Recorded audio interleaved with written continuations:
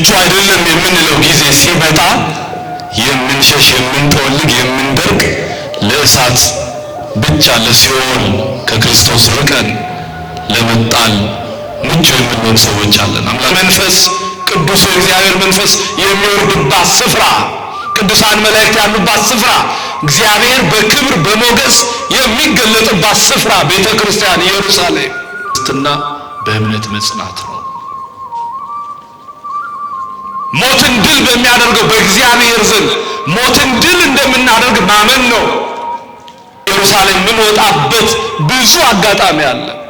ከእግዚአብሔር እቅፍ የምንኮበልልበት፣ የምንሸሽበት፣ የምንሰደድበት ወደ ዓለም ወደ ጥፋቱ ማለት ነው። ሞቱን በሚመስል ሞት ከእርሱ ጋር ከተባበርን ትንሣኤውን በሚመስል ትንሣኤ ከእርሱ ጋር እንተባበራለን እንዳለ ሐዋርያው። ክርስትና መጽናት ማመን ወደፊት መጓዝ ነው። የኋላዬን ትቼ ወደፊት ያለውን ከፊት የሚጠብቀንን ክብር እግዚአብሔር ያዘጋጀልን ክብር እያሰብን ወደፊት የምንጓዝበት ሕይወት ነው የክርስትና ሕይወት። ኋላ መመለስ ሕይወት ውስጥ ሆነው ክርስቶስ አሁንም ሊፈልጋቸው በመካከላቸው ተገኘ ይላል። ቆሜ በር አንኳኳለሁ፣ የሚከፍትልኝም ቢኖር ወደ ውስጥ እገባለሁ፣ ከእርሱም ጋር ራት እንበላለሁ ይላል። ጨልሟል።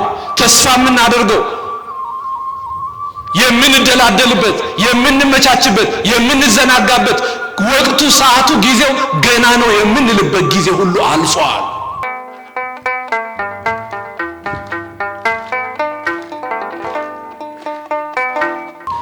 በስመ አብ ወወልድ ወመንፈስ ቅዱስ አሐዱ አምላክ አሜን። በስመ አብ ወወልድ ወመንፈስ ቅዱስ አሐዱ አምላክ አሜን። እንደምን አላችሁ? ሁላችን በአንድነት ሆነን አንድ ጊዜ እናማተባለን። በስመ አብ ወወልድ ወመንፈስ ቅዱስ አሐዱ አምላክ አሜን። የተወደዳችሁ የተከበራችሁ የልዑል እግዚአብሔር ቤተሰቦች፣ የእናታችን የእመቤታችን የቅድስተ ቅዱሳን የንጽሕተ ንጹሐን የድንግል ማርያም የአስራት ልጆች፣ ክቡራን አባቶች መነኮሳት፣ ካህናት፣ ወንድሞች ዲያቆናት፣ በዚህ በቅድስናው ስፍራ የተሰበሰባችሁ አባቶች፣ እናቶች፣ ወንድሞችና እህቶች፣ የመንግስተ ሰማያት ምሳሌ ሆናችሁ ሕፃናትም ጭምር በኃያሉ በአምላካችን በመድኃኒታችን በኢየሱስ ክርስቶስ ፍጹም የሰላምታ ቃል ሰላም እላችኋለሁ። እንደምን ዋላችሁ? እንደምን ዋላችሁ? እንደምን አመሻችሁ? በቸርነቱ ጠብቆ ለዚህ ያደረሰን የቅዱሳን አምላክ ቅዱስ እግዚአብሔር ስለማይነገረው ስጦታ ሁሉ ለስም አጠራሩ ክብርና ምስጋና ለእርሱ ይሁን። እንኳን አደረሳችሁ።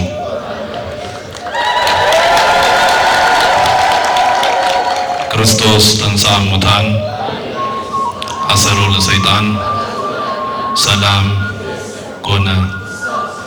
ጌታችን አምላካችን መድኃኒታችን ኢየሱስ ክርስቶስ ሞትን ድል አድርጎ በታላቅ ኃይልና ስልጣን ተነሳ። ዲያብሎስ ታሰረ፣ አዳም ነፃ ወጣ። ከእንግዲህ ሰላም ሆነ ማለት ነው። ሰላሙን የሰጠን የሰላም አምላክ አምላካችን ኢየሱስ ክርስቶስ አሁንም በድጋሜ ክብርና ምስጋና ለእርሱ ይሁን። እንደ አምላካችን እንደ እግዚአብሔር መልካም ፈቃድ በሚኖረን ጥቂት ደቂቃ ውስጥ የምንማርበት የትምህርታችን መነሻ ኃይለ ቃል ብናደርገው ወንጌላዊው ቅዱስ ሉቃስ በሉቃስ ወንጌል ምዕራፍ 24 ቁጥር 31 ላይ የጻፈውን ኃይለ ቃል መነሻ በማድረግ ይሆናል። ቀደም ሲል ለነቢያት እንዲሁ ለሐዋርያት ከዛም በኋላ ለተነሱ ለሊቃውንተ ቤተ ክርስቲያን ጥበብና ምስጢሩን ገልጦ ሲናገር፣ ሲያስተምር፣ ሲገስጽ የነበረ ቅዱስ አምላካችን ዛሬም በመካከላችን ተገኝቶ እንደ ሁል ጊዜው እንዲያስተምረን፣ እንዲመክረን፣ እንዲገስጸን ቅዱስ ፈቃዱ ይሁንልን። አሜን በሉ። የትምህርታችን መነሻ ኃይለ ቃል ዓይኖቻቸውን ተከፈተ የሚል ይሆናል። ኃይለ ቃሉን አብረን በአንድነት አንድ ጊዜ እንለዋለን። ዓይኖቻቸውም በሉ ተከፈተ። የሁላችንን ዓይነ ልቦናችንን አምላካችን እግዚአብሔር በቸርነቱ ይክፈትልን። እንግዲህ በቤተ ክርስቲያናችን ትምህርት በቤተ ክርስቲያናችን አስተምሮ መሰረት ከበዓለ ከትንሣኤው ዕለት ጀምሮ ያሉት 50 ቀናት እንደ አንድ ቀን የሚታሰቡ የሚከበሩ ዕለታት ናቸው። 50ውን ቀን እንደ አንድ ቀን ያክብሩ ስለሚል በሰሞነ ሕማማት ከእሁድ ምሽት ጀምሮ እስከ ቅዳሜ ምሽት ለእሁድ አጥቢያ ኢየሱስ ክርስቶስ ሞትን ድል አድርጎ እስከተነሳበት ወቅት ያለው አንዱ ሳምንት 5500 በብሉይ ኪዳን የነበረውን ዘመን ዓመተ ፍዳ ዓመተ ኩነኔ የጨለማውን ዘመን የምናስብበት ሳምንት ነው ሰሞነ ሕማማት። በእነዚያ ዕለታት በቤተ ክርስቲያን ያሉ ምስጢራት አይከናወኑም፣ አይፈጸሙም። የልጅነት ጥምቀት፣ ጸሎተ ፍትሐት፣ ጸሎተ ቅዳሴ ከዕለተ ሐሙስ ከጸሎተ ሐሙስ በስተቀር ማለት ነው። ያ ጊዜ ሰዎች በጨለማ በፍዳ በኩነኔ በብሉይ ኪዳን ገና ገነት ሳትከፈት የሰው ልጅ ከክብሩ ተዋርዶ በዲያብሎስ አገዛዝ ስር የነበረበትን ዘመን የምናስብበት ወቅት ነው ያ ወቅት። ከበዓለ ትንሣኤው ጀምሮ ደግሞ እስከ በዓለ ሀምሳ ወይም ደግሞ የሰኔ ጾም የምንለው ዋዜማ ድረስ የመንፈስ ቅዱስ መውረድ እስከተከናወነበት ያለውን 50ውን ቀን ደግሞ ከሞት በኋላ ስንነሳ ያለውን የእግዚአብሔርን መንግስት ወርሰን የምንኖርበትን ጊዜ የምናስብበት ወቅት ነው። በእነዚህ ዕለታት በ50 ዕለታት ጾም የለም፣ ስግደት የለም፣ ንስሐ መግባት የለም። ደስታ ብቻ ነው የምናደርገው። ሰው እንዲበላ ብቻ የተፈቀደበት ምክንያት በመብላት በመጠጣት ኃጢአት እንድንሰራ ሳይሆን ደስታችን ለመፈጸም ጾም፣ ጸሎት፣ ንስሐ የማዘን የመተከዝ የመጸጸት ራስን አዋርዶ ወደ እግዚአብሔር የመመለሻ መገለጫዎች ስለሆኑ ከሞት በኋላ ባለው ሕይወት ደስታ ብቻ ከእግዚአብሔር ጋር ሆነን በሰማያዊ መንግስት እግዚአብሔር በፈጠራቸው በስነ ፍጥረት ከምናገኘው ከፀሐይ ብርሃን ወይም ከሰው ሰራሽ ብርሃን ውጪ በሆነው በራሱ በአምላካችን በኢየሱስ ክርስቶስ ብርሃንነት በምትደምቀው በእግዚአብሔር መንግስት በመንግስተ ሰማያት ደስ እያለን ሐዘን የሌለበት፣ ሞት የሌለበት፣ ረሃብ የሌለበት፣ ህመም የሌለበት፣ ስደት የሌለበት የምንኖረው ዘላለማዊ ሕይወት አለ። ያንን የፍዳውን ዘመን እያሰብን እንደቆየን አሁን ደግሞ ከሞት በኋላ ያለውን ሕይወት ከትንሣኤም በኋላ ያለውን ሕይወት ከእግዚአብሔር ጋር ለዘላለም በክብር የምንኖርበትን ብቻ እያሰብን ስለምንኖር በዚያ ጾም የለም፣ በዚያ ለቅሶ የለም፣ በዚያ ትካዜ የለም፣ በዚያ መከራ የለም፣ ደስታ ብቻ መሆኑን ለመግለጥ ቤተክርስቲያን ይህን 50ውን ቀን እንደ ትንሣኤ ዕለት እያደረግን እንድናከብረው ስርዓት ሰራችልን። ስለዚህ እነዚህ 50 ዕለታት ከትንሣኤ በኋላ ያለውን የደስታ ሕይወት የምናስብበት ያንን የምንቀምስበት በትንሹ የምናጣጥብበት ጊዜ ነው። አምላካችን እግዚአብሔር ለዚህኛው ብቻ ሳይሆን አማናዊ ለሆነው ለዚያ ለዘላለማዊ ክብር ሁላችን በቸርነቱ ያብቃን። በዚህ በሉቃስ ወንጌል ምዕራፍ 24 ከቁጥር 13 ጀምሮ ስናነብ ሁለት መንገደኞች በመካከላቸው እንግዳ የሆነ መንገደኛ ገብቶ ረጅም ጉዞ የተጓዙትን ከ72ቱ አርድእት መካከል የሆኑትን ሰዎች እናገኛቸዋለን። አምላካችን መድኃኒታችን ኢየሱስ ክርስቶስ ሐሙስ ምሽት 3 ሰዓት ተይዞ እስከ ዓርብ 9 ሰዓት ድረስ ቅድስት ነፍሱን ከቅዱስ ሥጋው እስኪለይ ድረስ ለ18 ተከታታይ ሰዓቶች ከባድ የሆነ መከራ አስተናግደዋል። ይህን ያዩ የሰሙ ያረጋገጡ ማየት መስማት ብቻ አይደለም፣ ከዚያ ሁሉ መከራ በኋላ መሞቱን ደግሞ ያረጋገጡ፣ ወደ መቃብር መውረዱን ያረጋገጡ ተስፋ የቆረጡ መንገደኞችን ነው የምናገኘው። የዓርብን መከራ ያሰበ ሰው የእሁድን ትንሣኤ ሊጠራጠር ይገባል። በእምነት ካልሆነ ከመንፈስ ቅዱስ የተነሳ ካልሆነ የዓርብን ስቃይ ያየ የሰማ የእሁድን ትንሣኤ ለማመን ከባድ ነው የሚሆነው። እግዚአብሔር መንፈስ ቅዱስ ዛሬም ካላበረታን በሕይወታችን ያለው መከራ፣ በቤተ ክርስቲያን ያለው መከራ፣ በአገር ያለው መከራ የሚያልፍ አይመስልም፣ የምንሻገረው አይመስልም። ይህ ጨለማ አልፎ ደግሞ ብርሃን የሚወጣ አይመስልም። ግን እግዚአብሔር ከኛ ጋር ከሆነ ሁሉን ማለፍ ይቻላል። ታዲያ አምላካችን ኢየሱስ ክርስቶስ በዚህ ምድር ላይ ሲመላለስ በዋለበት ውሎ ባደረበት አድሮ የቃሉን ትምህርት የእጁን ተአምራት ሁሉን ያዩ የተመገቡ ያረጋገጡ የቅርብ የተባሉ 120 ሰዎች ነበሩ። ይከተለው የነበረው ሕዝብ እጅግ ብዙ ነው። 5 ገበያ ሕዝብ ያህል ሴቶችና ሕፃናት ሳይቆጠሩ ይላሉ ሊቃውንት 5000 ሰው ያህል ማለት ነው። ይህም ሌሎቹ ሴቶቹ ሕፃናቱ ሳይቆጠሩ በጣም ብዙ ሕዝብ ይከተለዋል። መና በርክቶ ስለሚያበላ፣ ሙት ስለሚያስነሳ፣ ድውያንን ስለሚፈውስ፣ የተጨነቁትን ስለሚያረጋጋ። እነዚህ ሁሉ የሚመጡት ጥቅም ፈልገው ነው። ግን አምነው ሲልካቸው ለመላክ ታምነው በዋለበት ውሎ ባደረበት ያደሩ ግን 120 ናቸው ይላሉ። 12ቱ ሐዋርያት፣ 36ቱ ቅዱሳት አንስት፣ 72ቱ አርድእት። እኛውን መከራም ይኑር ደስታም ይሁን ስደትም ይሁን ረሃብም ይሁን ሁሉ ነገር ባለበት በአቋማችን ጸንተን በእምነት ለመከተል ጉዞ የጀመርን ስንት ሰዎች እንኖራለን።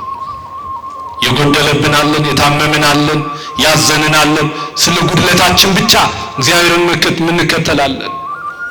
መከራ ሲመጣ፣ ፀሐይ ሲወጣ፣ መጠውለግ ሲመጣ ልክ እንደዛ በጭንጫ መሬት እንደወደቀው ዘር ፀሐይ ሲወጣ እንደጠወለገው ትንሽ መከራ ሲመጣ፣ ትንሽ ፈተና ሲመጣ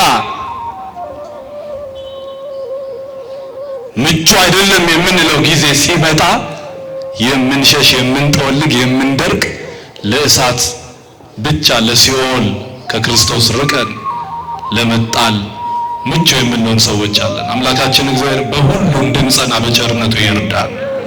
እነዚህ ሰዎች በዋለበት ውለዋል፣ ባደረበት አድረዋል። አስተምሯቸዋል፣ አጽናንቷቸዋል።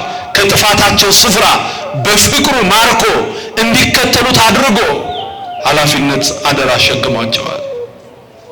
ግን መከራ ሲመጣ ሲያዝ፣ ሲገረፍ፣ ስጋው እስኪያልቅ በጅራፍ ሲገረፍ፣ ሲቸነከር፣ የሾህ አክሊል ሲደፋ፣ በመስቀል ላይ ተሰቅሎ ሲሞት፣ ደግሞ ወደ መቃብር ሲወርድ በቃ ሁሉ ነገር አበቃ ብለው ከኢየሩሳሌም ወደ ኤማሁስ ወደ ቀደመ መንደራቸው ጉዞ ጀመሩ ነው የሚለው። ኢየሩሳሌም የሰላም ከተማ፣ ኢየሩሳሌም ኢየሱስ ክርስቶስ ያስተማረባት፣ ተአምር ያደረገባት፣ መከራ የተቀበለባት፣ ደግሞ ሞቶም የተቀበረባት፣ ብዙ ስቃይ ያስተናገደባት ከተማ። ደግሞ ምን ብሏቸዋል? ኃይል እስክትለብሱ በኢየሩሳሌም ቆዩ ብሎ የመንፈስ ቅዱስን መውረድ ተስፋ እንዲያደርጉም ደግሞ ይነግራቸዋል። በኋላ በዚህችው ከተማ ማለት ነው። ዛሬ ወደ ቤተ ክርስቲያን ስትገቡ ብላችሁ ትገባላችሁ። ሰላም ለኪ ቅድስት ቤተ ክርስቲያን አምሳለ ኢየሩሳሌም ሰማያዊት። የሰማያዊት ኢየሩሳሌም ምሳሌዋ አምሳሏ የሆንሽ ቤተ ክርስቲያን ሆይ ሰላም ልሻለሁ ብለን ነው የምንገባው። በኢየሩሳሌም ቆዩ አለ። በከተማዋ በኢየሩሳሌም ቆዩ የተባልነው ግን እኛ ኢየሩሳሌም ቤተ ክርስቲያን ናት። ሰላሜን አፈስባታለሁ ያላት ከተማ፣ የእግዚአብሔር መንፈስ ቅዱስ የእግዚአብሔር መንፈስ የሚወርድባት ስፍራ፣ ቅዱሳን መላእክት ያሉባት ስፍራ፣ እግዚአብሔር በክብር በሞገስ የሚገለጥባት ስፍራ ቤተ ክርስቲያን ኢየሩሳሌም። ከኢየሩሳሌም ወጥተው ወደ ኤማሁስ ጉዞ ጀመሩ። ለምን? ክርስቶስ ሞተ፣ ተቀበረ፣ ከዚህ በኋላ ተስፋ ያደረግነው ነገር አበቃ ብለው። ብዙ ሰው ተስፋ ሲቆርጥ ወደ ኢየሩሳሌም ቤተ ክርስቲያን ነው መምጣት ያለበት። እኛ ግን ተስፋ ስንቆርጥ መሸሸጊያ ሌላ የምናደርጋቸው ነገሮች አሉ። ከኢየሩሳሌም የምንወጣበት ብዙ አጋጣሚ አለ። ከእግዚአብሔር እቅፍ የምንኮበልልበት፣ የምንሸሽበት፣ የምንሰደድበት ወደ ዓለም ወደ ጥፋቱ ማለት ነው። ሞተ፣ ተቀበረ፣ ተስፋ ያደረግነው ነፃ ያወጣናል ያልነው ይቤዠናል ያልነው በቃ ተቀበረ ብሎ ተስፋ ቆረጡ። ነቢያት እኮ አስተምረዋቸዋል በጽሑፎች በትንቢታቸው። ራሱ አምላካችን ኢየሱስ ክርስቶስ በመካከላቸው ቆሞ አስተምሯቸዋል። እሞታለሁ በሶስተኛው ቀን ግን እነሳለሁ ብሎ ነግሯቸው ነበር። ይህን ሁሉ ማመን አልቻሉም፣ ተስፋ ቆረጡ። ከኢየሩሳሌም ከቅድስቲቱ ከተማ ወጥተው ወደ ኤማሁስ ጉዞ ጀመሩ። ታዲያ ጉዟቸውን እንደጀመሩ ኤማሁስ ከኢየሩሳሌም 60 ምዕራፍ ተርጋለች ይላል። አንድ ምዕራፍ በእኛ በለመድነው አቆጣጠር የ1 ኪሎ ሜትር 1/5 ነው ይላሉ። ያ ማለት 12 ኪሎ ሜትር ርቀት አላት ኤማሁስ ከኢየሩሳሌም። ተስፋ ቆርጠዋል፣ ጠውልገዋል፣ ተጨንቀዋል። በመንፈሳቸው ደግሞ በስጋ ደግሞ ደክመዋል። አሁን ደግሞ ረጅም ኪሎ ሜትር ርቀትን እየተጓዙ ነው ያሉት። ያውም ተጠራጥረው ከእምነት ወጥተው የሞተው የተቀበረው ጌታ ይነሳል የሚለውን የነቢያት ትንቢት እነሳለሁ ብሎ ያስተማረውን ቃሉን ተጠራጥረው ከእምነት ውጭ ሆነው። ክህደት ማለት እኮ ነው በተዘዋዋሪ መጠራጠር፣ አለማመን ክህደት እኮ ነው። እንዲህ ሆነው ጉዞ እየተጓዙ ሳሉ የካዱት የተጠራጠሩት የነገራቸውን ቃል ማመን የተሳናቸውና ጉዞ የሚያደርጉት ሰዎችን አምላካችን ኢየሱስ ክርስቶስ ተከትሏቸው በመንገድ በመካከላቸው ገባ ይላል። ዝለን እንኳን አይተወንም። አይገርምም? ተጠራጥረን እንኳን አይተወንም። በክህደት ውስጥ ሆነን እንኳን አይተወንም። በመካከላቸው ተገኘ።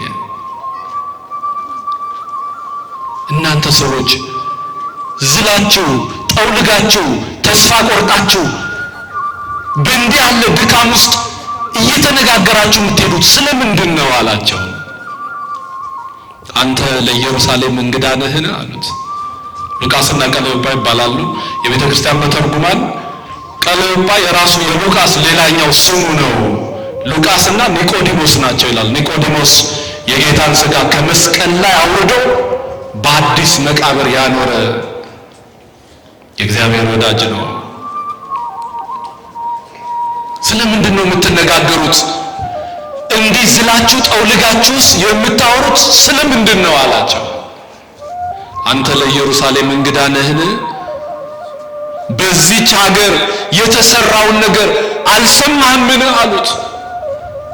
እውነት ነው። ተስፋ ያስቆረጣቸው የክርስቶስ ሞት ብቻ አልነበረም። የክርስቶስ ሞት ብቻ አልነበረም ተስፋ ያስቆረጣቸው። ከክርስቶስ ሞት በላይ ውስጣቸውን ተስፋ እንዲቆርጡ ያደረገው ነገር ፍርድ መጓደሉ ነበረ። ዳኛ መጥፋቱ ነበረ። ንጹሕ ጌታ፣ ኃጢአት የሌለበት ጌታ፣ ያልበደለ ጌታ ስለምንድን ነው የምትሰቅሉት? በደሉ ምንድን ነው ሲባል እንኳን ይህንን በድሏል ብለው የሚናገሩት አንድም ኃጢአት ሊናገሩ የሚችሉት ነገር አልነበራቸው። ለምንድን ነው የሰቀሉት? የእግዚአብሔር ልጅ ነኝ ስላለ። ለምን ሰቀሉት? ሰንበትን ሽሯል፣ ሕሙማንን ፈውሷል፣ ሙት አስነስቷል። እንደ በደል የተደረደሩት ነገሮች እነዚህ ነበሩ። ስለዚህ ይህን የተሰራውን ግፍ የተፈጸመውን ግፍ እንዴት አልሰማህም? ለኢየሩሳሌም እንግዳ ነህ ሆይ አሉት። ኢየሱስ ክርስቶስ መሆኑን አላወቁም ነበርና ነው የሚለው። ግን እሱ በመካከላቸው ተገኝቶ አብሯቸው እየሄደ ይህንን የሚነግሩትንም ነገር እየሰማ ደግሞ የነቢያቱን ትንቢት አስቀድሞ ነቢያት የተናገሩትን ክርስቶስ ይሞታል ደግሞ ሞትን ድል አድርጎ ይነሳል፣ ይህንን አላነበባችሁም ወይ? ቅዱስ ዳዊት በመዝሙር 77 ቁጥር 65 ላይ እግዚአብሔር ከእንቅልፍ እንደሚነቃ ተነሳ፣ የወይንም ስካር እንደተወው እንደ ኃያልም ሰው ጠላቶቹን በኋላቸው መታ። ይሞታል፣ ይቀበራል፣ መከራ ተቀብሎ ወደ መቃብር ይወርዳል፣ ግን ሞትን ድል አድርጎ ይነሳል። ያውም ሲነሳ እንደ ሞት አይደለም፣ ከእንቅልፍ እንደሚነቃ ሞትን ድል አድርጎ ይነሳል። እንዲህ ተብሎ የተነገረው እንዴት አላስተዋላችሁም? እንዴት አላነበባችሁም? እየተወለጋችሁ ስትሄዱ እርስ በርሳችሁስ ይህ ይህንን እንዴት ማመን ተሳናችሁ እያለ ያስተምራቸው ይነግራቸው፣ ይህን ሁሉ የዘነጉትን ነገር ያስታውሳቸው ጀመር ነው የሚለው። የሚገርማቸው ነገር እነርሱ አምላካችን ኢየሱስ ክርስቶስ ነግሯቸው በቃሉ አስተምሯቸው እውነቱን ሁሉ ገልጦላቸው በስጋ ተገልጦ አይተውት ዳሰውት አብረውት በልተው ጠጥተው በስጋ በነፍስ ያን ሁሉ ተአምራት አድርጎላቸው ነው። ይህን ሁሉ ተደርጎላቸው ግን ክርስቶስ ሲሰቀል በመስቀሉ ስር ከዮሐንስ በስተቀር ከደቀ መዛሙርቱ አንድም ሰው አልነበረም። አሁንም ደግሞ ከሞተ በኋላ ተስፋ ቆርጠው እንዲቆዩበት የተጠሩበትን ስፍራ እንዲጸኑበት የተነገራቸውን ስፍራ ለቀው እንደገና ደግሞ ኮብልለው እየወጡ ነው። ዛሬ በዓሉን የምናከብረው ሰማዕቱ ቅዱስ ጊዮርጊስ ሳያዩ የሚያምኑ ምንድናቸው ነው የሚለው መጽሐፍ? ብፁዓን ናቸው ይላል። ክርስቶስን ሳያዩ በእምነት ብቻ በመጽናት በተጋድሎ በመጽናት ጌታችን መድኃኒታችን ኢየሱስ ክርስቶስ በማቴዎስ ወንጌል ምዕራፍ 10 ቁጥር 18 ላይ በእኔ ምክንያት ወደ ገዢዎችና ወደ ነገሥታት ይወስዳችኋል ብሎ የተናገረውን ቃል በተግባር በሕይወት ያለ ፍርሃት የፈጸመበት ዕለት ነው። እነርሱ ተስፋ ቆርጠው ስለሞተ ስለተቀበረ ወደ መቃብር ስለወረደ ተስፋ አድርገውት ይቤዠናል ብለው ተስፋ አድርገውት ስለሞተ ብቻ መነሳቱን ትንሣኤውን ማመን ተስኗቸው ተስፋ ቆርጠው ነው የሄዱት። እርሱ ግን በሰይፍ በስለት በእሳት በነገሥታት ፊት በሞት ፊት ነው የቆመው። ዛሬ ክርስትና በእምነት መጽናት ነው። ሞትን ድል በሚያደርገው በእግዚአብሔር ዘንድ ሞትን ድል እንደምናደርግ ማመን ነው። እርሱ እንደሚሞት ብንሞት እርሱ እንደሚነሳ እንደምንነሳ ማመን ነው። ሞቱን በሚመስል ሞት ከእርሱ ጋር ከተባበርን ትንሣኤውን በሚመስል ትንሣኤ ከእርሱ ጋር እንተባበራለን እንዳለ ሐዋርያው። ይህንን ማመን አልቻሉም። ይህን መቀበል አልቻሉም። ይህን መረዳት አልቻሉም። ተስፋ ቆርጠው እምነታቸው ሁሉ አልቆ የነበሩበትን የተቀደሰውን ሀገር ከተማ ትተው ስደት ረጅም ጉዞ ያውን ወደ ኋላ ነው መመለስ የጀመሩት። ክርስትና መጽናት ማመን ወደፊት መጓዝ ነው። የኋላይን ትቼ ወደፊት ያለውን ከፊት የሚጠብቀንን ክብር እግዚአብሔር ያዘጋጀልን ክብር እያሰብ ወደፊት የምንጓዝበት ሕይወት ነው የክርስትና ሕይወት። ታዲያ በመካከላቸው ሆኖ እየነገራቸው እያስተማራቸው ይህን ሁሉ የዘነጉትን እውነት ሞትን ድል አድርጎ እንደሚነሳ የተነገራቸው ነቢያት የተናገሩትን ትንቢት የነቢያትን መጻሕፍት ሁሉ እየገለጠ እያስተማራቸው ይጓዙ ነበረ። ይህንንም ሲነግራቸው እስካሁን ድረስ በመካከላቸው የመጣ እንግዳ እንጂ ክርስቶስ መሆኑን አላወቁም ነበር ነው የሚለው። ይህንን ሲነግሩት ስለምንድን ነው የምታወሩት ብለውም ሲጠይቃቸው ስለ ናዝሬቱ ስለ ኢየሱስ ክርስቶስ ነው። ዛሬ ይህ አሁን የምንነግር ነገር ከሆነ ሦስተኛው ቀን ነው አሉት። ስለዚህ ክርስቶስ በመካከላቸው የተገኘው ከሞት በተነሳ በዚያው ዕለት በዕለተ ሰንበት ነበር ማለት። ዓርብ ተሰቅሎ ዛሬ ሦስተኛ ቀኑ ነው እያሉ ነው የሚነግሩት። አይገርምም? ከሞት እንደተነሳ ተስፋ ቆርጠው ወደሚሰደዱት ወደሚኮበልሉት ሰዎች እነርሱን ፍለጋ ነው የተገኘው። ወደሚጠራጠሩት ሰዎች ትተውት ከእምነት ውጭ ሆነው ስለሚኮበልሉት ሰዎች ተጨንቆ በመካከላቸው እንደተነሳ ሰዎችን ፍለጋ ነው የመጣው ክርስቶስ።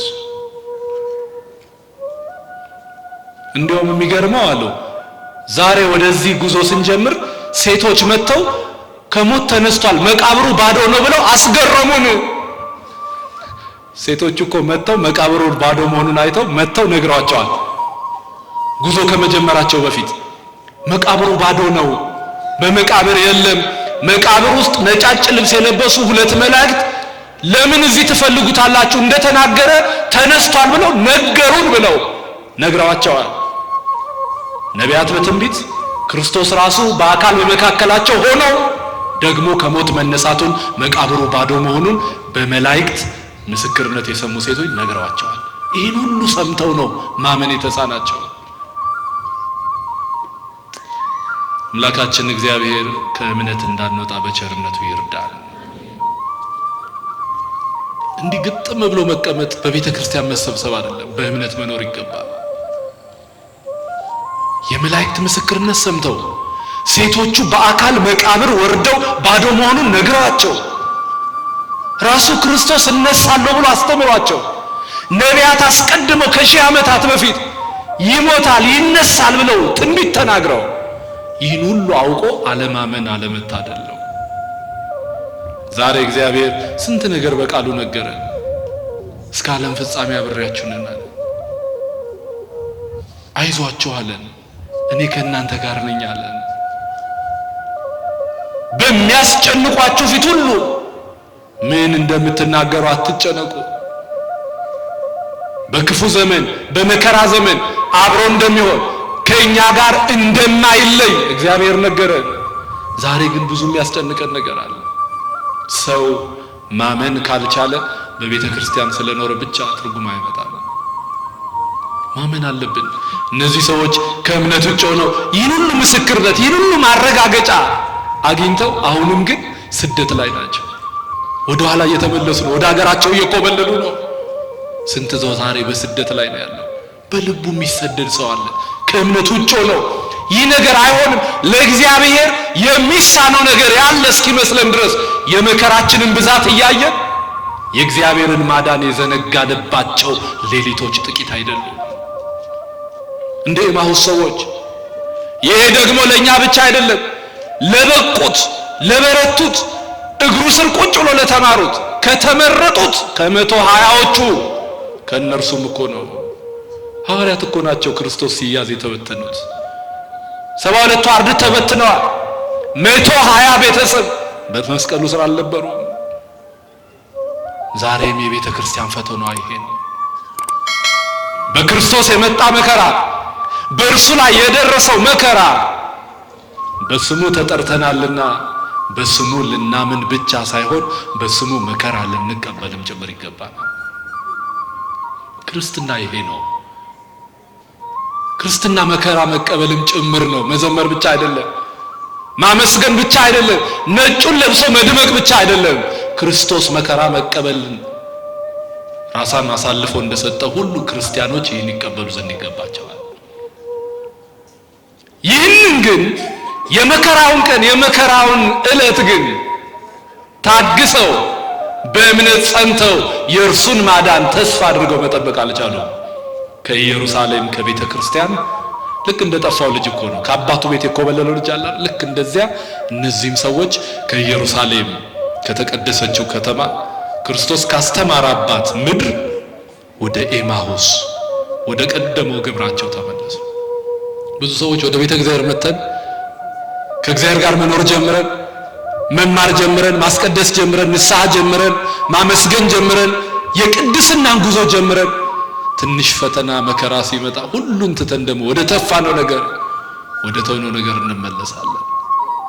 የኤማሁስ መንገደኞች ሕይወት የሚያስተምረን ይሄን ነው። ግን በእንዲህ ያለ ስደት ወደ ኋላ መመለስ ሕይወት ውስጥ ሆነው ክርስቶስ አሁንም ሊፈልጋቸው በመካከላቸው ተገኘ ይላል። ዛሬም እግዚአብሔር ነው ፈልጎ እዚህ የሰበሰበን። ትላንት የዋልንበት ከትላንት በፊት የነበረን ዛሬ የነበረን ሕይወት ለእግዚአብሔር የሚመች ሆኖ አይደለም። እርሱ ግን አሁንም ይፈልገናል። ስንሸሸው ይከተለናል፣ ስንርቀው ይቀርበናል። ተስፋ ስንቆርጥ ተስፋ ሊሰጠን ደግሞ ሊያጽናናን በመካከላችን ይገኛል። በእነዚህ በሚጓዙ ተስፋ በቆረጡ በተወለጉ በተጨነቁ መንገደኞች መካከል ክርስቶስ ተገኘ።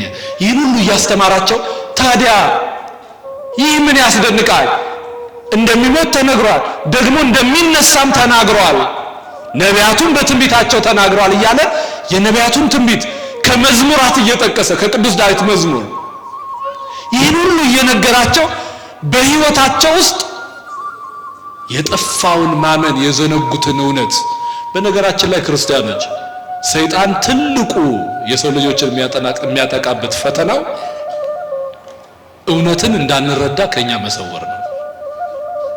ሁልጊዜ በህይወታችን ውስጥ ልናስተውላቸው የሚገቡ እግዚአብሔር ለኛ የሚያደርገውን በጎ የሆነውን ነገር ከኛ ይሰውርብናል ሰይጣን። መከራውን ብቻ፣ ገደሉን ብቻ፣ ጨለማውን ብቻ እንድናይ ነው የሚያደርገን።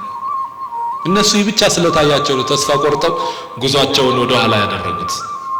ይህን እየተነጋገሩ እየተጨዋወቱ ወደ ኤማሁስ መንደር ደረሱ ይላል። እና አሁንም እነሱ ወደ ሩቅ ሀገር የሚሄድ መንገደኛ እንጂ ክርስቶስ መሆኑን አላወቁም ነበር። እግዚአብሔር በህይወታችን ስንት ጊዜ መጥቷል መሰላችሁ? በብዙ መንገድ እግዚአብሔር ተገልጧል በህይወታችን። ግን ብዙ ጊዜ እርሱ መሆኑን ሳናውቅ አልፈነዋል። እግዚአብሔር በድሆች ይመጣል። እግዚአብሔር በመንገደኞች ይገለጣል። እግዚአብሔር በህፃናት፣ እግዚአብሔር በወዳጅ፣ እግዚአብሔር በጠላት ውስጥ ሆኖ ሊያስተምረን ይችላል። በህመም ያስተምራል፣ በውርደት ያስተምራል፣ በክብር ያስተምራል፣ በከፍታ በዝቅታ። እንደ እግዚአብሔር ያለ አስተማሪ ማን ነው ወገኖች? ግን እኛ ለመማር ስላልተዘጋጀን፣ ልባችን ስለተዘጋ፣ ማስተዋልም ስለተሳነን እንጂ እግዚአብሔር ሁል ጊዜ በብዙ ነገር ከኛ ጋር ነው ያለው። አሁንም እኮ በመከራ ውስጥ እያስተማረን ነው እግዚአብሔር። የሀገር መከራ፣ የቤተ ክርስቲያን መከራ፣ የምታዩት የምትሰሙት ግራ የተጋባንበት ሁሉ የእግዚአብሔር የማስተማሪያ መንገድ እየነገራቸው ወደ መንደራቸው ደረሱ ይላል። ወደሚሄዱበት መንደር በቀረቡ ጊዜ እርሱ ሩቅ የሚሄድ መሰላቸው።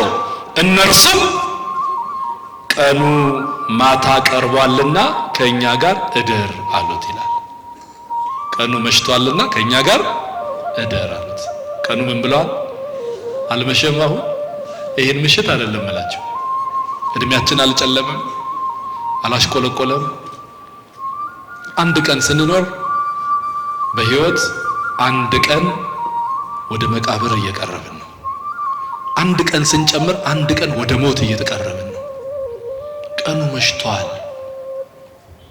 ህይወታችን እድሜያችን እየቀነሰ ነው ያለው። አብረህን እደር አሉት። እነርሱ ሩቅ መንገድ የሚጓዝ መንገደኛ ስለመሰላቸው እግሩን አጥበው ራት አብልተው አስተኝተው ማለዳ በክብር ሊሸኙት የእንግዳን በረከት ሊቀበሉ። ዛሬ እንደሚያደርግ ሰው አለ? እንግዳ የሚቀበል ምናውቀውን አይደለም፣ ማናውቀውን አይደለም፣ መንገደኛውን አይደለም። እንደ አብርሃም በራችንን ከፍተን ሰው ካልመጣ፣ ምግብ ካልበላ፣ ካልተስተናገደ አንበላም ልንል አይደለም። ከአንድ ማህፀን የወጡ የአንድ እናት ልጆች እንኳን የሚገፋፉበት ዘመን ነው ይሄ ዘመን። አንድ አካል የተባሉ ባልና ሚስት እንኳን በመጠራጠር በመጠላላት በክፉ እይታ በመታየት የምንኖርበት ዘመን ነው። ያለንን ሁሉ የምንሰስትበት ዘመን። በዚህ ውስጥ ነው በረከት የራቀን። አብርሃም ያለውን ሁሉ ያካፍል ነበር። በኦሪት ዘፍጥረት ምዕራፍ 13 ላይ አብርሃምና ሎጥ ያላቸው ግመል፣ ያላቸው በግ፣ ያላቸው ከብት፣ ሀብታቸው በዝቶ እረኞቻቸው እስኪጣሉ ድረስ ለቁጥር ያስቸግር ነበር ይላል። ይህ ሁሉ ሀብት ያለው አብርሃም ግን በድንኳን የኖረው ዘመኑን ሁሉ ያለውን ሁሉ ለእንግዳ በማድረግ። ሐዋርያው ቅዱስ ጳውሎስ አንዳንዶች እንግዳ ከመቀበል ብዛት የተነሳ መላእክትን በእንግድነት አስተናግደዋል ይላል። ኦሪት ዘፍጥረት ምዕራፍ 19 ላይ ሎጥ እንግዳ ከመቀበሉ ብዛት መላእክትን እኮ በቤቱ አስተናግደዋል። አብርሃም ሥላሴን በቤቱ አስተናግደዋል። ይህንን የተማሩ ያነበቡ የተረዱ ስለሆኑ ምን አሉ? ቀኑ መሽቷል፣ ፀሐይም አዘቅዝቋል፣ አብረህን እደር ግባ አሉት። እምቢ አላቸው፣ ግድ አሉት። ወደ ቤትም ሊያደር አብሯቸው ገባ ይላል። አምላካችን ወደኛም ሕይወት በቸርነቱ ይግባ። በደጅ ቆሜ በር አንኳኳለሁ፣ የሚከፍትልኝም ቢኖር ወደ ውስጥ ገባለሁ፣ ከእርሱም ጋር ራት እንበላለሁ ይላል። የምሽት በረከት። ቀኑ መሽቷል፣ ቀኑ መሽቷል፣ ጨልሟል። ተስፋ የምናደርገው የምንደላደልበት፣ የምንመቻችበት፣ የምንዘናጋበት ወቅቱ፣ ሰዓቱ፣ ጊዜው ገና ነው የምንልበት ጊዜ ሁሉ አልፏል። የክርስቶስ መምጫው ደርሷል። ቤተ ክርስቲያን መንግስተ ሰማይ ቀርባለችና ምን በሉ ትላለች? የዕለት ተዕለት ስብከቷ ነው፣ አዋጇ ነው፣ ጥሪዋ ነው። መንግስተ ሰማይ ቀርባለች። የእግዚአብሔር መንግስት የምትመጣበት ጊዜ ደርሳለች። ክርስቶስ በክብር የሚገለጥበት፣ ፍርድ የሚሰጥበት፣ ሁሉን እንደ ሥራው የሚከፍልበት ጊዜ ደርሷል ማለት ነው። ቀኑ መሽቷል። አብረን እደር። ወደ ቤት አብሯቸው ገባ። ማዕድ አቀረቡ። ደክሟቸዋል፣ ርቧቸዋል። ደግሞ ለእንግዳቸው ክብር ሰጥተዋል። ማዕዱን አቀረቡ። ባርክልን አሉት። በዕብራውያን ልማድ አንድም ክርስቶስ መሆኑን አላወቁም። ነገር ግን ሲያስተምራቸው የነቢያትን ትንቢት መዝሙራትን እየጠቀሰ ሲያስተምራቸው ምሁር መምህር እንደሆነ ተረድተዋል። አንድም በዕብራውያን ልማድ እንግዳ የተከበረ ነው፣ የሚባርከው እንግዳ ነው። ስለነዚህ ስለ ሁለት ምክንያቶች ማዕዱን አቅርቦ ባርክልን አሉት። ማዕዱን ባረከና ቆርሶ ሰጣቸው ይላል። አይኖቻቸው ምን አሉ? ተከፈቱ ይላል። ያንን ቆርሶ የሰጣቸውን እንጀራ በበሉ በጎረሱ ጊዜ አይኖቻቸው ተከፈተ ይላል። የሁላችንን አይን ይክፈትልን አምላካችን። የተዘጉ አይኖች፣ የታወሩ አይኖች፣ ማየት የተሳናቸው አይኖች ሊቃውንት ይህን ሲተረጉሙ ያ ቆርሶ የሰጣቸው የሥጋውና የደሙ ምሳሌ ነው ይላሉ። ባርኮ የሰጣቸው በማቴዎስ ወንጌል ምዕራፍ 27 ላይ ህብስቱን አነሳ ባረከ፣ ጽዋውን አነሳ ባረከ። ይህ ስለ ብዙዎች የኃጢአት ስርየት የሚፈሰው የሚቆረሰው የአዲስ ኪዳን ደሜ ነው፣ እንኩ ብሉ ጠጡ ብሎ የሰጣቸው ለደቀ መዛሙርቱ። ይህንን በሐሙስ ምሽት ያደረገው ሞትን ድል አድርጎ ከተነሳ በኋላ ደግሞ በአራተኛው ቀን ከሐሙስ በኋላ ማለት ነው በዕለተ ሰንበት በእነዚህ በኤማውስ መንገደኞች ቤት ተገኝቶ ክርስቶስ ደገመላቸው፣ ባርኮ ሰጣቸው። ያንን በበሉ ጊዜ አይኖቻቸው ተከፈተ ይላል። 60 ምዕራፍ ወይም 12 ኪሎ ሜትር ከኢየሩሳሌም ኤማውስ ድረስ እያዩን የተጓዙት በመንገድ ሲቀላቀላቸው አይተውታል። አይኖቻቸው ስጋዊ አይኖቻቸው ያያሉ። ሰው ስጋዊ አይን አለው፣ ደግሞ መንፈሳዊ አይን አለው። አይነ ልቦና የምንለው አንዳንዴ ሰው ፊት ለፊታችሁ እየመጣ መጥቶ አታዩትም እንዴ አላየውም ትላላችሁ አይደል? ልብ ካላየ አይን አያይም ይላሉ። የልቦናቸው አይን ተይዞ ነበር፣ ማስተዋል አልቻሉም ነበረ። ክርስቶስ መሆኑን ሊያውቁ አልቻሉም ነበረ። እያስተማራቸው እንኳን እውነቱን እየነገራቸው በመንገድ ሁሉ የተነገረውን ትንቢት የዳዊትን መዝሙር እየተረጎመላቸው አሁንም ክርስቶስ መሆኑን አላወቁም ነበር። ያንን በቀመሱ ጊዜ ግን አይኖቻቸው ተከፈተ። የተባረከውን እንጀራ ቤተ ክርስቲያን የጌታችን የመድኃኒታችን የኢየሱስ ክርስቶስ ቅዱስ ሥጋውን ክቡር ደሙን እንድንበላ እንድንጠጣ የምታዘን የምታስተምረን ስለ ዘላለማዊ መንግስትም ቢሆን ጥበብ፣ ምስጢር፣ ዕውቀትም እንዲገለጥልን ጭምር ነው። ንስሐ ገብተው ተቀድሰው የክርስቶስን ሥጋና ደም የሚበሉና የሚጠጡ የዘላለም ሕይወት ክብር ብቻ አይደለም፣ ዕውቀት፣ ጥበብ፣ ማስተዋል ይህን ሁሉ ይገለጥላቸዋል። እነዚህ ሰዎች የሆኑት እንደዚያ ነው። አይኖቻቸው ተከፈተ፣ የልቦናቸው አይን በራ። እውነቱን የሚረዱበት፣ ክርስቶስ መሆኑን የሚያውቁበት፣ ሞትን ድል አድርጎ መነሳቱን የሚያረጋግጡበት እውነት ተገለጠላቸው። አይነ ልቦና እንለዋለን። አሁን በዚህ እግዚአብሔር አለ የለም? አለ የለም? እያያችሁት ነው? እያያችሁት ነው? ልታዩት ትችሉ ይሆናል።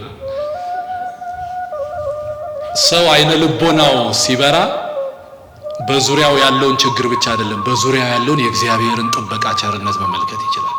በቤተ ክርስቲያናችን 10 ማዕረጋት አሉ። ንጻ ሥጋ፣ ንጻ ነፍስ፣ ንጻ ልቦና በሚባሉ 3 ደረጃዎች ውስጥ 10 ማዕረጋት አሉ። አንዱ ሁጸት ይባላል። ይሄ ማለት ሰው በዚህ ተቀምጦ ሌላ ሀገር የሚደረገውን ማየት ማለት ነው፣ መስማት ማለት ነው። አይነ ልቦናችን ሲበራ በፊታችን ያሉ መላእክትን ልክ እንደ ቅዱስ እስጢፋኖስ በሐዋርያት ሥራ ላይ እንደተጻፈ በድንጋይ ሲወገር ሰማይ ተከፍቶ ሥላሴን በዙፋኑ ያየው ነበረ። ነጽሮተ ስሉስ ቅዱስ የመጨረሻ 10ኛው ማዕረግ ነው። ሰው አይነ ልቦናው ሲበራ ሥላሴን ያያል፣ የእግዚአብሔር መላእክት ያያል፣ ቅዱሳንን ያያል፣ ስውራን የሚባሉትን ማየት ይጀምራል። ሰው አይነ ልቦናው ሳይበራ ሲቀር ግን በፊቱ ያለውን በጎ የሆነውን የእግዚአብሔርን ማዳንና ቸርነት እንኳን ማየት አይችልም። ታስታውሳላችሁ በመጽሐፈ ነገሥት ላይ የነብዩ የኤልያስ ደቀ መዝሙር ነብዩ ኤልሳ ቀርሜሎስ ተራራ ላይ ትንሽዬ ዋሻ የሚጸልይባት ማደሪያ አለችው እና እዚያ ሆኖ አሕዛብ እየተማከሩ እስራኤልን ለመውጋት ዝግጅት ሲያደርጉ እሱ በጸሎት ቤት ሆኖ ይሰማቸዋል። ከቃሉ ጋር ናቸው፣ ይሰማቸዋል። ከዚያ ለንጉሱ መልእክተኛ ልኮ በዚህ በኩል እየመጡና ተዘጋጅ ተጠብቅ ይለዋል። ሲመጡ ድል ያደርጋቸዋል። አሁንም ይመክራሉ፣ ይሰማቸዋል፣ ይነግራልና መጨረሻ ላይ በጣም ሲጨነቁ ተሰብስበው ሚስጥራችን የሚያወጣው ማን ነው ብለው ተማከሩ። አንድ በዚያ ተራራ ላይ የጸሎት ቤት ውስጥ ሆኖ የሚጸልይ ኤልሳ የሚባል የእግዚአብሔር ነብይ አለ፣ እርሱን መጀመሪያ ማጥፋት አለብን ሚስጥራችን እንዳይባክን ተባባሉ እና ወታደሮች ሄደው ዋሻውን ከበቡት። የሱ ደቀ መዝሙር ደግሞ ጊያዝ የሚባል ደቀ መዝሙር አለው የኤልሳ። ለተልኮ ሲወጣ ከዋሻው ዋሻውን የከበቡ በሰረገላ ሰይፍ የታጠቁ በፈረስ የመጡ ብዙ ሰራዊት ዋሻውን ከበዋል ሊያጠፏቸው። ራሱን ስቶ ወደቀ ደንግጦ። ወደ ጸሎት ቤቱ ገባና አባቴ ልንጠፋ ነው አለው።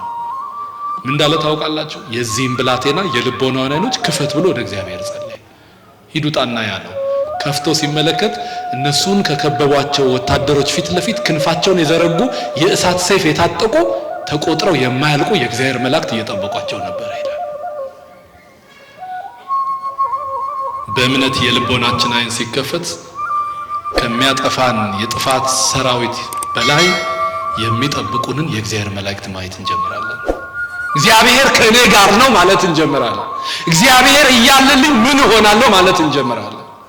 የምታዩት መከራ ተስፋ ያስቆረጣችሁ፣ የምትሰሙት ነገር ሁሉ ዙሪያው ገደል እንዲሆን ያደረገባችሁ እግዚአብሔር ሁል ጊዜ ከኛ ጋር ነው።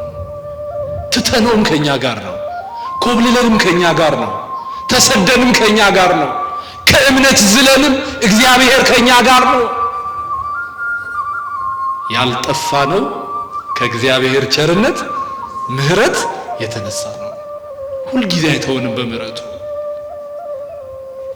ትተው ተስፋ ቆርጠው ባዶነት ተሰምቷቸው ጠውልገው በቃ አብቅቷል ብለው የሄዱትንም ተከትሎ ሄዶ አስተምሮ መክሮ ማዕዱን ባርኮ አይነ ልቦናቸውን አብርቶላቸው ማዕዱን ባርኮ በሰጣቸው ጊዜ አይኖቻቸው ተከፈቱ ይላል። አይኖቻቸውም ተከፈተ፣ አወቁት፣ እርሱም እንደሆነ አወቁ። ወዲያውኑ ግን ከነርሱ ተሰወረባቸው። አይገርምም?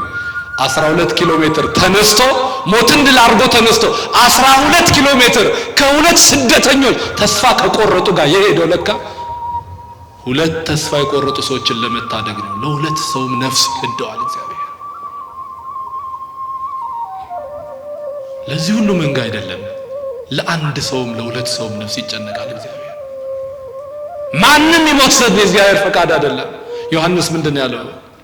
ዓለሙ ሁሉ እንዲድን አንድም ሰው እንዳይጠፋ እግዚአብሔር አንድያ ልጁን ለሞት አሳልፎ እስኪሰጥ ድረስ ዓለሙን እንዲሁ ወዷልና ይላል። እንዲሁ ያለ ዋጋ ዓለሙ ሁሉ እንዲድን አንድም ሰው እንዳይጠፋ። እነዚህ ስለምን ይጥፉ? ከኢየሩሳሌም ወጥተው በኤማውስ ለምን ይጥፉ? ለምን ተሰደው ይቅሩ? ለምን ተሰናክለው ይቅሩ? እነሱን ፍለጋ 12 ኪሎ ሜትር ተጉዞ አይነ ልቦናቸውን አብርቶ ከነርሱ ተሰወረ። ታስታውሳላችሁ?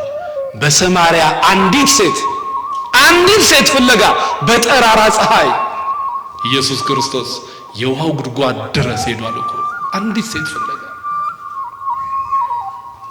እኛም ፍለጋ፣ እያንዳንዳችንን ፍለጋ። ያቺ ሴትኛ ነን እኮ። ምን ያህል እንደሚፈልገን ተመልከቱ። ምን ያህል እንደሚወደን ተመልከቱ። ምን ያህል እንደሚያፈቅረን ተመልከቱ። ብዙ ምሕረት፣ ብዙ ቸርነት፣ ብዙ ማዳን፣ ብዙ ትምህርት የሚገባን ሁሉ አድርጎ በዛልን ጊዜ እንኳን በደከምን ጊዜ እንኳን ባፈገፈግን ተስፋ ቆርጠን በተመለስን ጊዜ እንኳን የሚገባቸውን አድርጌ ትተውኛል ብሎ ተስፋ ይቆርጡ። አሁንም ይፈልገናል እግዚአብሔር። እንደ እግዚአብሔር ማን አለ?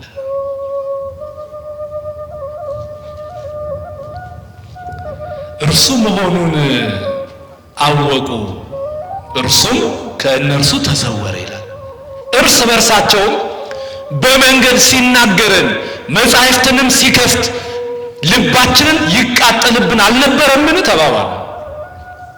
ወዲያውኑም ተነስተው ያ ሁሉ ድካም ይገርማል።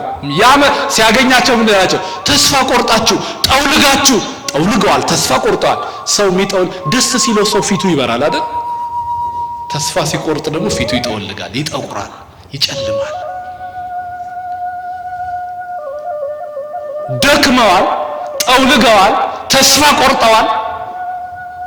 ልክ ማዕዱን ባርኮ ቆርሶ ሰጥቷቸው ግን አይነ ልቦናቸው ሲበራ ያ ሁሉ ድካም ተረሳና በደስታ ተሞልተው ወዲያውኑ ተነስተው እንደገና 12 ኪሎ ሜትር ወደ ኢየሩሳሌም ጉዞ ጀመሩ። በምሽት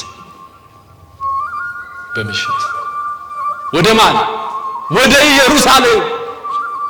በጨለማ በብርሃን በቀን ተስፋ የቆረጡት የጠወለጉት ሁሉ ነገር አበቃ ያሉ ሰዎች በምሽት በጨለማ ደግሞ ኃይላቸው ታድሶ እንደገና ወደ ኢየሩሳሌም። ለምን? በኢየሩሳሌም ላሉ ደቀ መዛሙርት አየነው፣ ማዕዱን ባርኮ ቆርሶ ሰጠን፣ ክርስቶስ ተነስቷል ብሎ ምስራች ሊያበስሩ እኮ ነው።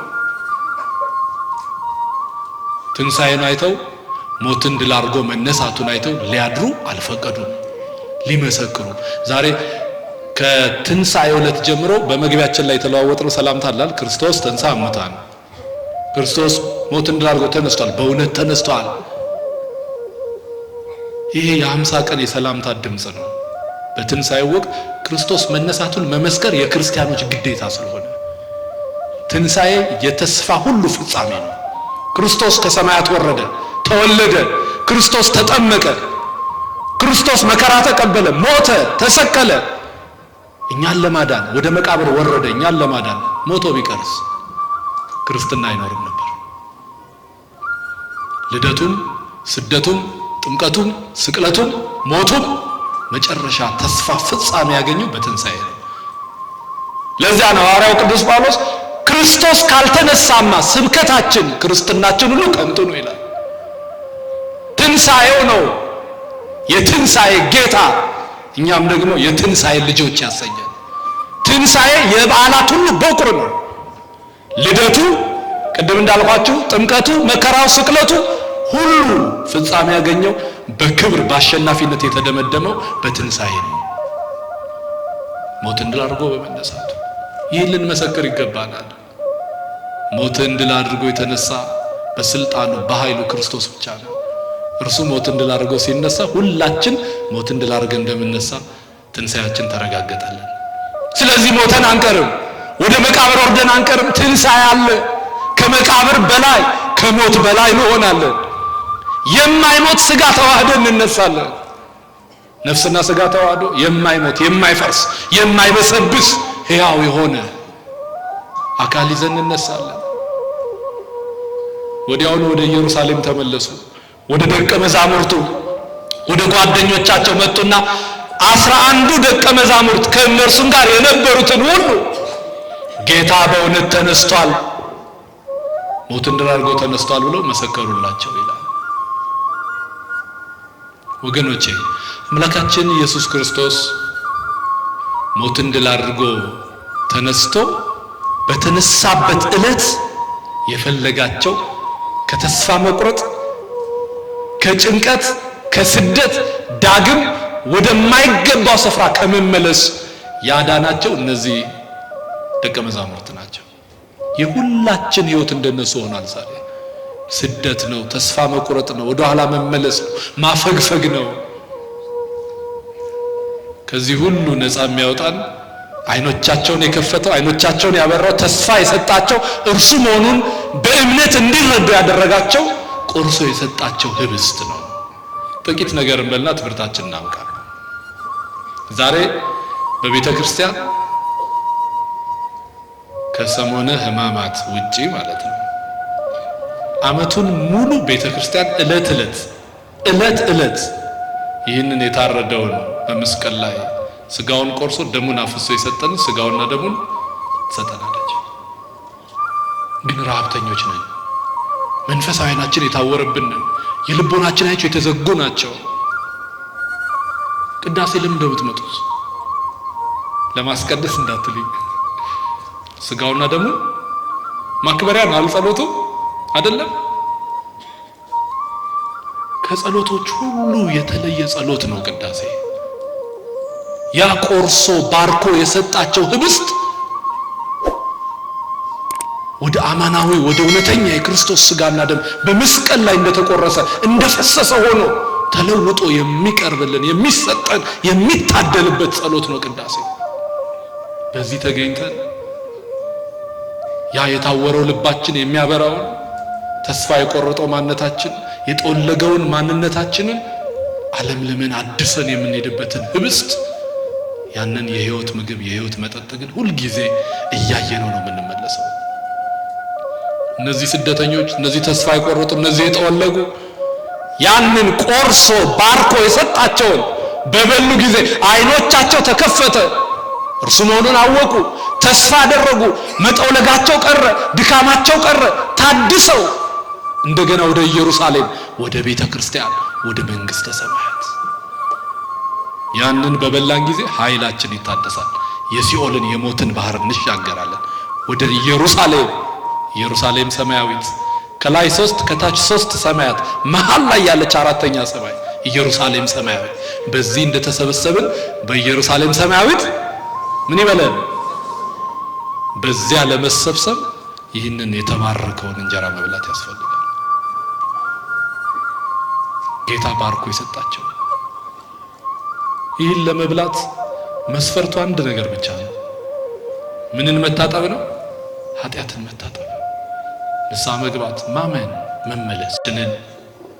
ንስሐ ገብተን የተባረከውን ይህንን ቅዱስ ዘላለማዊ የሆነውን መንፈሳዊ የሆነውን ማዕድ ስጋው ደሙን በልተን ጠጥተን ዓይነ ልቦናችን እንዲከፈት ለመንግስተ ሰማያት ወራሾች ለመሆን የበቃን የተዘጋጀ እንዲያደርገን ቅዱስ ፈቃዱ ይሁንልን። የሰማነውን በልቦናችን ያሳድርብን። የእግዚአብሔር ቸርነት የማምላክ የወላዲተ አምላክ የድንግል ማርያም አማላጅነት የቅዱሳን መላእክት ፈጣን ተራዳይነት የቅዱሳን ሁሉ ጸጋና በረከት ከሁላችን ጋር አድሮና ጸንቶ ይኖር። ይቆየን።